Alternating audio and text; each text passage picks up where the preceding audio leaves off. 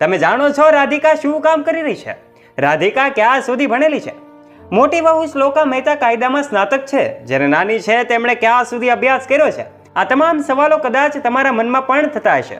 ત્યારે આજના વિડીયોમાં અમે આ તમામ સવાલો પર પર્દાફાશ કરવાના છીએ કે આખરે અંબાણી પરિવારની પુત્રવધુ શું કરે છે, એણે કેટલું શિક્ષણ મેળવ્યું છે. શું તમે આ તમામ સવાલો વિશે જાણવા માંગો છો? તો આજનો વિડીયો અમે તમારા માટે જ લાવ્યા છીએ. માટે આ વિડીયોને એક પણ મિનિટ સ્કીપ કર્યા વગર અંત સુધી જરૂરથી જોજો.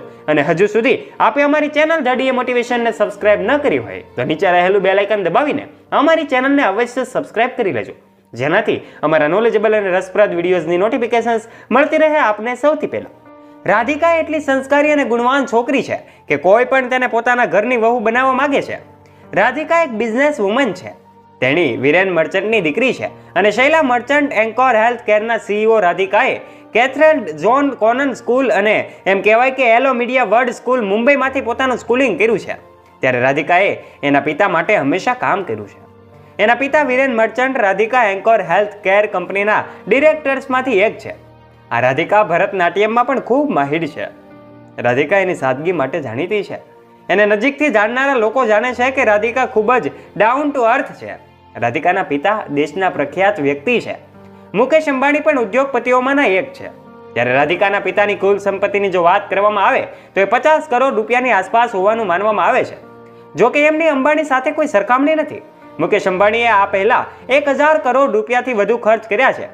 એમના પુત્રના લગ્ન હોય કે પછી ઈશાના લગ્ન હોય, તમામમાં એમણે પાણીની જેમ પૈસા ખર્ચ્યા છે. દોસ્તો, અંબાણી પરિવારના ઘરે ઉજવણીનો વધુ એક પ્રસંગ આવ્યો છે. નીતા અને મુકેશ અંબાણીનો નાનો દીકરો એટલે કે અનંત અંબાણી 29 વર્ષનો થવા જઈ રહ્યો છે. મુકેશ અંબાણીના નાના પુત્ર રાધિકાના લગ્ન પહેલા એનો છેલ્લો બેચલર બર્થડે ઉજવશે. ફરી એકવાર જામનગરમાં એમ કહેવાય કે આ બર્થડેની શરણાઈઓ વાગવા જઈ રહી છે. ત્યારે ભવ્ય પાર્ટી ગુજરાતના જામનગર ખાતે યોજાવા જઈ રહી છે.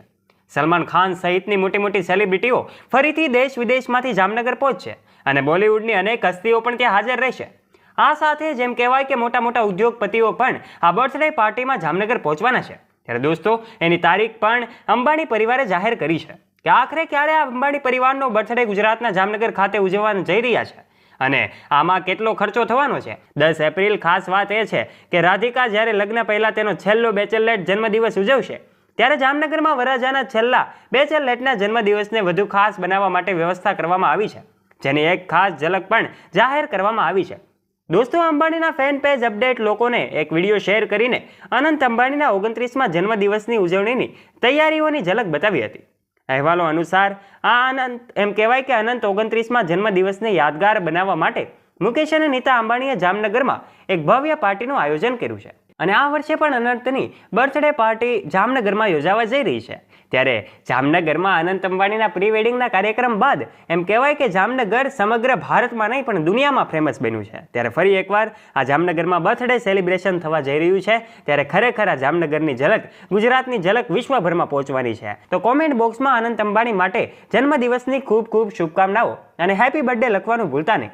આ વિડીયોને અનેક લોકો સુધી પહોંચાડજો, શેર કરજો અને અમારા આવા જ નોલેજેબલ, રોચક અને રસપ્રદ વિડીયોઝ નિહાળવા માટે અત્યારે જ અમારી ચેનલને સબસ્ક્રાઇબ કરી લેજો, જેનાથી અમારા નોલેજેબલ અને રોચક રસપ્રદ વિડીયોઝની નોટિફિકેશન્સ મળતી રહે આપને સૌથી પહેલા. નીચે રહેલું બેલ આઇકન પણ અવશ્ય પ્રેસ કરજો.